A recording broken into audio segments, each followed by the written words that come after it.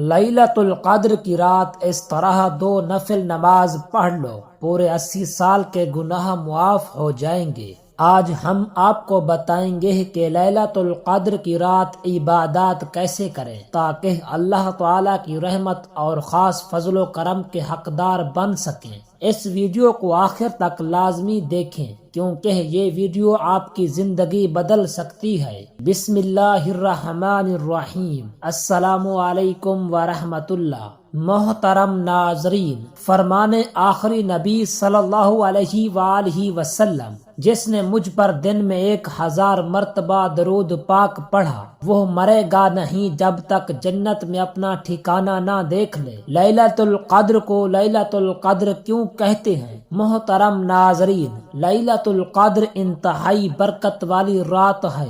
اس کو لیلۃ القدر اس لیے کہتے ہیں کہ اس میں سال بھر کے احکام نافذ کیے جاتے ہیں اور فرشتوں کو سال بھر کے کاموں اور خدمات پر مامور کیا جاتا ہے، اور یہ بھی کہا گیا ہے کہ اس رات کی دیگر راتوں پر شرافت و قدر کے باعث اس کو لیلۃ القدر کہتے ہیں، اور یہ بھی منقول ہے کہ چونکہ اس شب میں نیک اعمال مقبول ہوتے ہیں اور بارگاہ الہی میں ان کی قدر کی جاتی ہے، اس لیے اس کو لیلۃ القدر کہتے ہیں۔ بخاری شریف میں ہے فرمان مصطفیٰ صلی اللہ علیہ وسلم جس نے لیلۃ القدر میں ایمان اور اخلاص کے ساتھ قیام کیا، یعنی نماز پڑھی، تو اس کے گزشتہ صغیرہ گناہ معاف کر دیے جائیں گے۔ اس مقدس رات کو ہرگز غفلت میں نہیں گزارنا چاہیے۔ اس رات عبادت کرنے والے کو 1000 ماہ یعنی 83 سال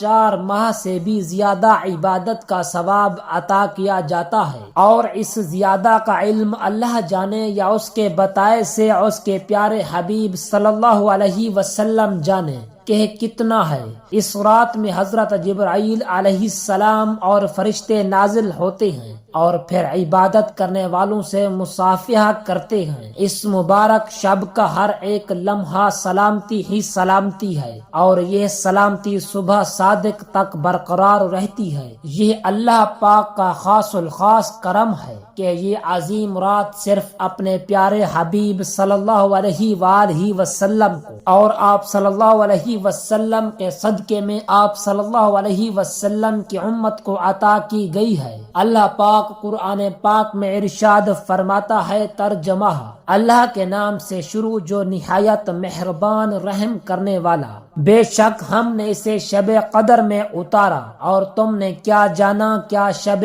قدر 1000 مہینوں سے بہتر۔ اس میں فرشتے اور جبرائیل اترتے ہیں اپنے رب کے حکم سے، ہر کام کے لیے وہ سلامتی ہے صبح چمکنے تک۔ مفسرین کرام رحمت اللہ علیہم سورۃ القدر کے ضمن میں فرماتے ہیں، اس رات میں اللہ پاک نے قرآن کریم لوح محفوظ سے آسمان دنیا پر نازل فرمایا، اور پھر تقریباً 23 برس کی مدت میں اپنے پیارے حبیب صلی اللہ علیہ وسلم پر اسے باتدریج نازل کیا۔ اور رسول محترم صلی اللہ علیہ وآلہ وسلم نے ارشاد فرمایا، بے شک اللہ پاک نے میری امت کو شب قدر عطا کی، اور یہ رات تم سے پہلے کسی امت کو عطا نہیں فرمائی۔ حضرت امام مجاہد رحمت اللہ علیہ فرماتے ہیں، بنی اسرائیل کا ایک شخص ساری رات عبادت کرتا اور اس طرح اس نے 1000 مہینے گزارے تھے، تو اللہ پاک نے یہ آیت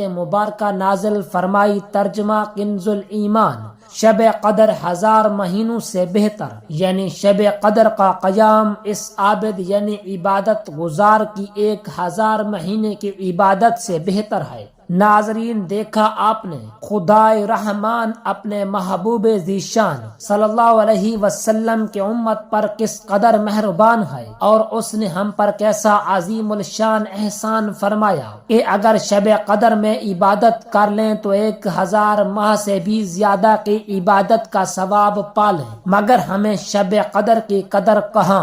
ایک صحابہ کرام علیہم الرضوان بھی تو تھے کہ جن کی حسرت پر ہم سب کو اتنا بڑا انعام بغیر کسی خواہش کے مل گیا۔ بے شک انہوں نے اس کی قدر بھی کی، مگر افسوس ہم ناقدرے ہی رہے۔ ہر سال ملنے والے اس عظیم الشان انعام کو ہم غفلت کی نظر کر دیتے ہیں۔ ایک فرمان مصطفیٰ صلی اللہ علیہ وسلم کا حصہ ہے۔ جب شب قدر آتی ہے تو حکم الہی سے حضرت جبرائیل علیہ السلام ایک سبز جھنڈا لیے فرشتوں کی بہت بڑی فوج کے ساتھ زمین پر نزول فرماتے ہیں، اور ایک روایت کے مطابق ان فرشتوں کی تعداد زمین کی کنکریوں سے بھی زیادہ ہوتی ہے، اور وہ سبز جھنڈا کعبہ معظمہ پر لہراتے ہیں۔ حضرت جبرائیل علیہ السلام کے 100 بازو ہیں، جن میں سے 2 بازو صرف اسی رات کھولتے ہیں، وہ بازو مشرق و مغرب میں پھیل جاتے ہیں۔ حضرت جبرائیل علیہ السلام فرشتوں کو حکم دیتے ہیں کہ جو کوئی مسلمان آج رات قیام، نماز یا ذکر اللہ میں مشغول ہے اس سے سلام و مصافحہ کرو،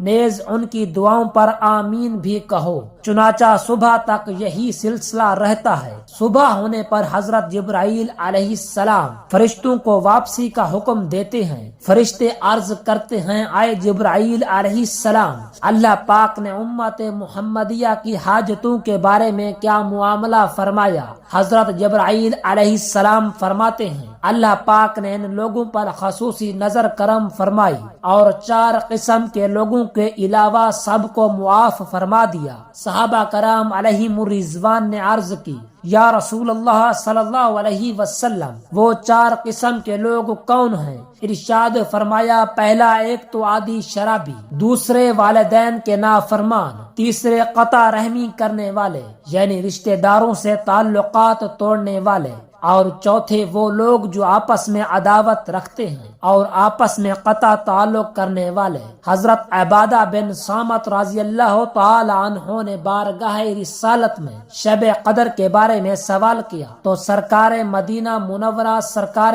مکہ مکرمہ صلی اللہ علیہ وسلم نے ارشاد فرمایا، شب قدر رمضان المبارک کے آخری عشرے کی طاق راتوں یعنی 21ویں، 23ویں، 25ویں، 27ویں یا 29ویں شب میں تلاش کرو۔ تو جو لوگ ایمان کے ساتھ نیت ثواب اس مبارک رات میں عبادت کرے اس کے اگلے پچھلے گناہ بخش دیے جاتے ہیں۔ اس کی علامت میں سے یہ بھی ہے کہ وہ مبارک شب کھلی ہوئی، روشن اور بالکل صاف و شفاف ہوتی ہے۔ اس میں نہ زیادہ گرمی ہوتی ہے نہ زیادہ سردی، بلکہ یہ رات معتدل ہوتی ہے، گویا کہ اس میں چاند کھلا ہوا ہوتا ہے۔ اس پوری رات میں شیاطین کو آسمان کے ستارے نہیں مارے جاتے۔ مزید نشانیوں میں سے یہ بھی ہے کہ اس رات کے گزرنے کے بعد جو صبح آتی ہے اس میں سورج بغیر شعاع کے طلوع ہوتا ہے، اور وہ ایسا ہوتا ہے گویا کہ 14ویں کا چاند۔ اللہ پاک نے اس دن طلوع آفتاب کے ساتھ